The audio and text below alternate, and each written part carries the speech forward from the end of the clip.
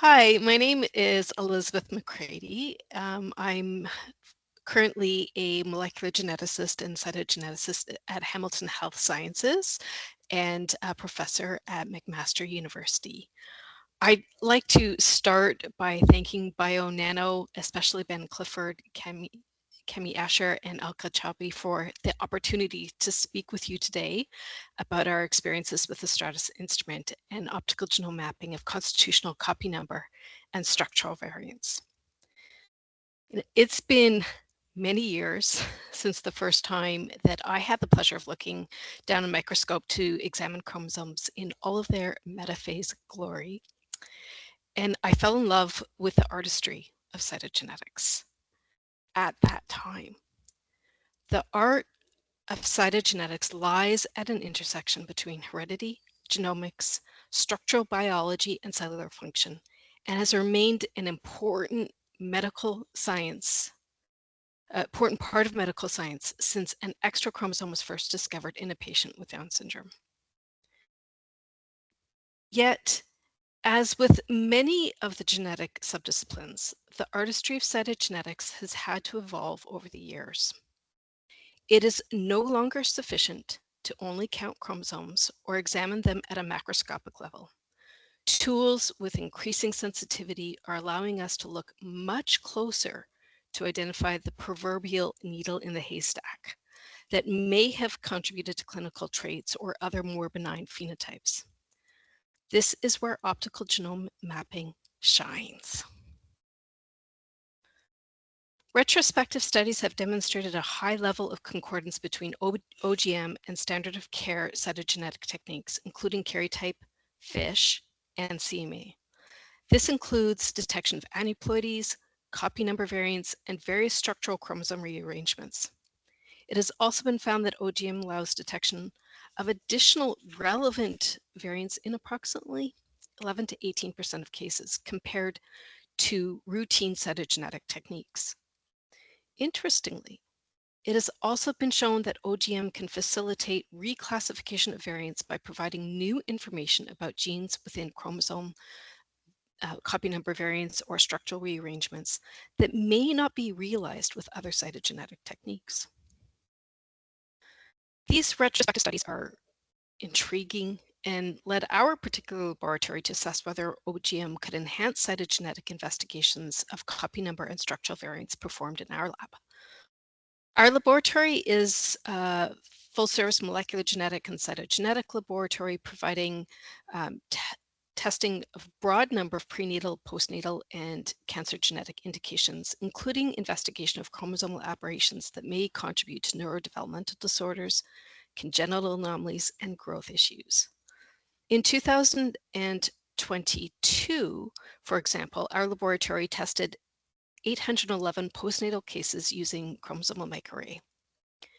In this cohort of individuals, phenotype-associated variants were identified in just over about 10% of the cases, while variants of uncertain significance were identified in about 14% of cases. This includes 12 cases with duplications where the breakpoint occurs inside a gene region. These duplications have potential to disrupt gene expression, and they're particularly difficult to interpret.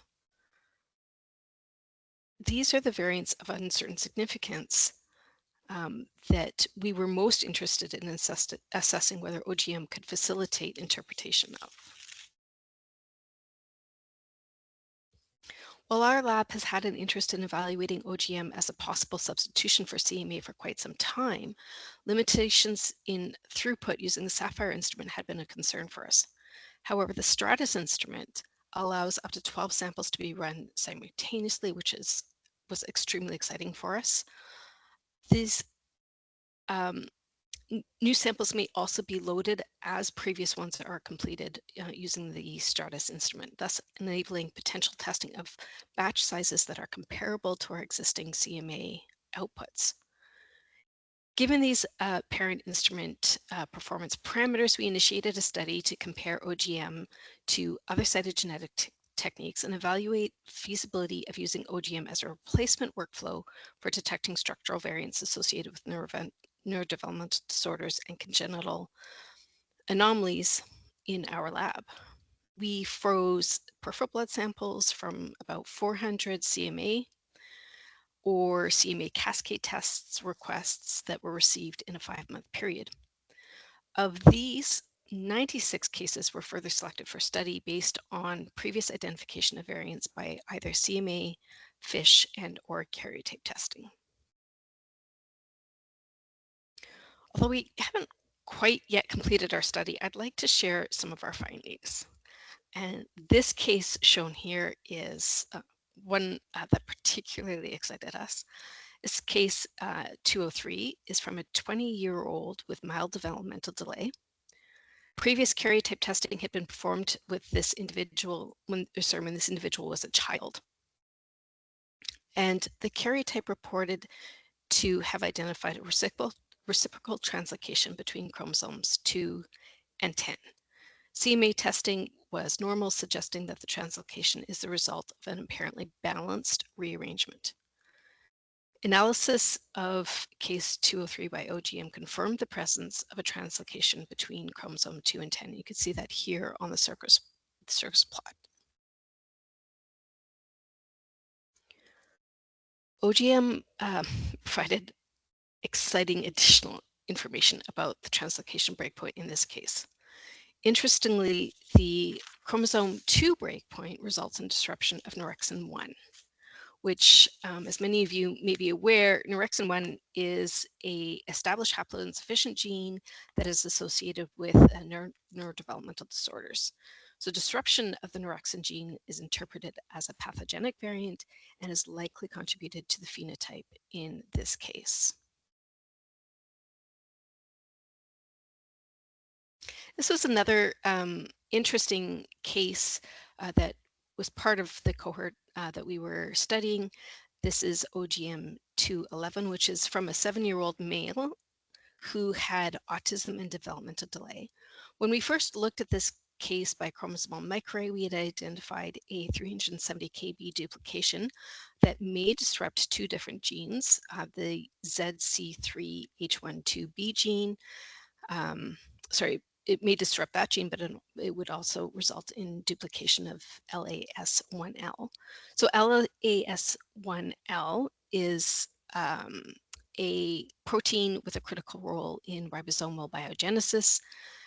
There's been limited reports of this variant in the medical literature, but those reports do suggest that this gene may in fact be associated with an X-linked syndrome and intellectual disability, but the mechanism for that still not quite clear. So the significance of having an extra copy of this gene isn't very clear. But we were also interested because depending on the position and the orientation of this duplication, it may disrupt this additional gene, the ZC3H12B. And this gene is not known to be associated with the clinical phenotype, but it could complicate the interpretation. So when we looked at this case by OGM, it did confirm the presence of this copy number gain and showed in fact that it was a tandem duplication. And I love this image because here's the copy number gain. You can clearly see this tandem duplication here, and where the gene of interest that we were concerned about sits in relationship to that tandem duplication.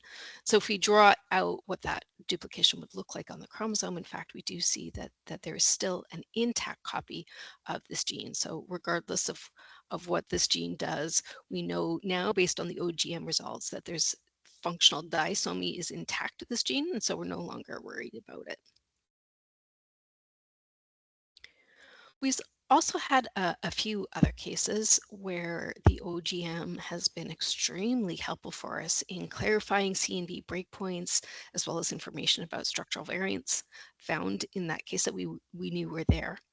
This is an example of a 6-month-old female with cleft palate, case number OGM 18. So when this was examined by chromosome microarray testing. There was a 456 kb duplication that was, or copy number gain that was detected involving material from chromosome region XP22.1. And this copy number gain is shown here from the chromosome microarray result, resulting in an extra copy of 3 different genes. None of these genes are known to be associated with a clinical phenotype. But what we were concerned about is right at the very end of this copy number variant, there are 2 genes that we do know are associated with haploinsufficiency phenotypes. So TRAPC9 is a gene that can cause X-linked recessive spondyloepiphyseal dysplasia tarda, which didn't seem to be related to the indication, but definitely something that's a concern to us, and because obviously we don't have, these have all been anonymized and de-identified cases, so we don't have any additional information about the phenotype in this child. It's also noticed, though, that this duplication is immediately upstream of the OFD1 gene, and OFD1 is a gene that's associated with orofaciodigital syndrome, and so that was a bit of a concern, given the cleft palate and question about whether, in fact, this has disrupted the OFD1 gene. So when we looked at it by OGM, we did confirm the duplication. Again, here's our copy number variant detected in the OGM data, as well as the tandem duplication. So we have complete concordance with CMA with respect to the presence of this copy number gain. But there was some additional information that we could find using the OGM data. So first of all, it showed us that it is a direct tandem duplication, which was important. But it also refined our breakpoints a little bit better than the CMA could. So the CMA had suggested that the ASTNL3 gene was included in the duplication, but the OGM clarified that perhaps it is not. This is likely a pseudogene, so it probably would impact the phenotype anyway. But here is his kind of looking in at what was called by the CMA. In blue is the CMA detected variant, and in orange is where we've refined what the copy number variant is using the OGM. And you can see now that, in fact, that the TRAP C2 may, in fact, be an extra copy of the whole gene rather than being disrupted. And the CNV likely instead does disrupt the OFD1 gene. This may fit more closely to the phenotype in this specific case. And so this is just a diagram showing that duplication drawn out. And again, with the intact TRAP C2 present on the duplicated segments. But we do still have, even though that disruption is in the middle of the OFD1, again, we have a functional copy of this gene present.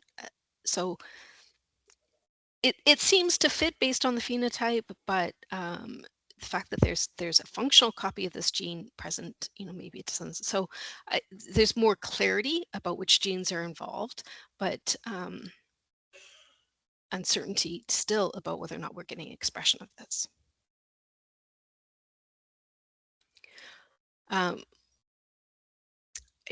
This is another case, though, too, and I think it was just so exciting. I think that last one just really opened our eyes to how wonderful OGM can be to clarify things. And this one came as a bit of a surprise to us, how much additional information we were able to find. It was a kind of an unusual case. It was a 3-year-old male with intellectual disability. The information that we have about the case, again, it's been de-identified, except for this information that we have here. It's reported that this individual had a family history of Williams syndrome, but not phenotypic features of Williams syndrome. So it's the only information that we have, but it's interesting to note chromosomal microarray testing did detect a deletion of the Williams syndrome's region. So here is our chromosomal microarray, and the region that's frequently deleted in patients with Williams syndrome, but it's not consistent with the typical deletion that we would see in Williams syndrome. In fact, it's only part of the region, and in orange is where the ELN gene sits, which is the gene that we know is responsible for most of the phenotypes in Williams syndrome, but wasn't clear from the CMA. It looked like ELN might be impacted, but likely intact too. And so it wasn't clear if this is explaining what was going on. So we were very excited to be able to have the opportunity to look at this closer using OGM. We're totally blown away when we looked at the results. So we did confirm by OGM that deletion is present. I've just drawn a diagram here showing the deletion. It is right next to the ELN, but we, instead of that being the only story, in fact, there was an inversion present of the remaining region, part of that Williams-Barron deletion region. And as a result, the ELN gene has in fact been fused to a gene downstream called GTF-TIRD2. And that in fact quite very clearly confirms to us that ELN function has been disrupted in this case. So that was really nice to be able to have that connection between what was going on in this family, and having that clarity that ELN specifically has been impacted. I do want to highlight, we've seen some, in the cases that we've examined so far, some really interesting findings, confirmation of variants that we detected by other techniques that are known to be pathogenic, as well as confirmations of variants that we know are VUSs. But I do want to highlight, I mean, OGM has the capacity to pick up things much smaller than we can pick up by these classical cytogenetic techniques, including karyotype, McCready, and FISH, and can bridge that gap between classical cytogenetics and long read NGS. But that actually gives us a lot of information about copy number variants in the size range between about 50 to 5 kb. But that doesn't necessarily mean that the medical literature has caught up to that. So we have seen variants in the size range, but sometimes they are a little bit more difficult to interpret, again, because of that lack of information in the medical literature, which is why we've also seen an increase in the number of VUSs detected, particularly in this size range. So this, I just wanted to highlight some of those cases. Again, this is OGM 80. This is a 6-year-old individual with fine motor delay and speech delay and autism. This individual actually has a recurrent CNV at 16p11.2. This is the proximal 16p112 copy number deletion between breakpoint 4 and 5. So it's a known recurrent CNV with reduced penetrance of about 45%. So OGM absolutely confirmed that finding. We've also seen it by FISH, so this was completely concordant. We were also surprised to find this variant here in OGM that was picked up through the structural variant analysis. It is a about 70 kb duplication on 3q22.1 that may disrupt the RAB6B and SLC02A1 variant. This was not called by CMA, so this was a new finding for us. However, when we did go back to CMA, there is in that region, there is a kind of a shift in the weighted log2 ratio. It wasn't called, and I think at first glance, I'm not sure that I would be entirely convinced by that CMA data alone, but if you combine that with the OGM, I mean, the OGM is absolutely clear that we have a tandem duplication in this region. These two genes, RAB6B is a gene that mediates Golgi organization, and SLC02A1 is a prostaglandin transporter.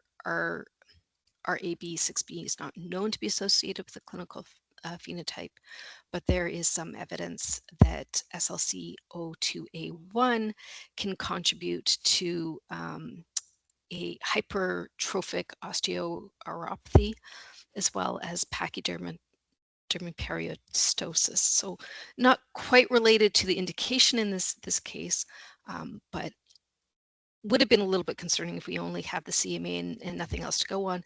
This data clearly showed to us that in fact there's remains to be a functional copy of both genes. So that kind of de-escalates our concern about this particular variant. So it was really nice to find it in the first place, to see that we can see these, but then to also have that information that the genes are in fact intact, and we probably don't have to worry about it.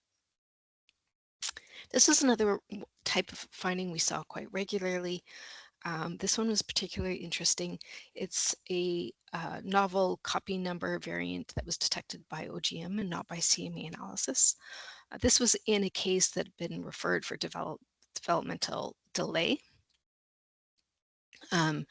So when we did the CMA testing, we had identified a 16p13.3 deletion that partially deleted the RBFOX1 gene, and OGM found that again completely concordant. So we were quite happy to have that concordance, but we also identified this particular insertion. It's a 9.5 kb, or sorry, not insertion, it's a deletion. And it spans the ANOS1 gene. So ANOS1 is a gene that is associated with Kalman syndrome. We know that it's 9.5 kb, and so here's the deletion on the OGM, and what part of the ANOS1 gene that we know is for sure deleted corresponding to these markers, but we're not really sure exactly how much more. There's 4.5 kb here. Is it 4.5 kb on the proximal end or the distal end? If it is on the distal end, then in fact it may include this exon in ANOS1, which would result in loss of function. And so in fact, could this be Kalman syndrome as well as the 16p13.3 deletion contributing to the phenotype in this individual? So something we definitely would like to look further into and try to clarify where in fact this deletion is and whether or not that exon is impacted. So, I mean, like I said, we're still completing our study. We've so far looked at 44 cases. We've seen incredible concordance between the OGM and the other cytogenetic techniques. Almost 100% concordance. There was partial concordance in one of the cases, but looking in at the raw data,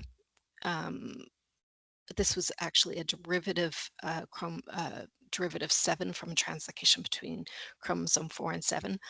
The part of chromosome 7, I believe, that was involved in this wasn't called, but if you go into the raw data, I think it was there. I think there was just some, so I think in fact, we could probably push this up to being all of our cases concordant. We're just kind of taking a further look at that right now. We did see additional variants, though, in 15 out of 44 cases, or and again, some of those may be intronic, so insertions or duplications that are very small, and we still need to sort out, are protein coding sequences actually impacted? But this is very exciting, as some of these may be relevant. We also were able to clarify the breakpoint or the nature of the structural variant, i.e. is it a tandem duplication, or is it an inverted duplication, or is the extra material somewhere else? We were able to do that in 18 out of 44 cases. So huge amounts of extra information that we were able to glean from these studies, and a lot of this was very exciting. I know we're still going through our analysis, but I think the data that we've looked at so far just highlights how valuable optical genome mapping can be as a tool for evaluation of chromosomal aberrations.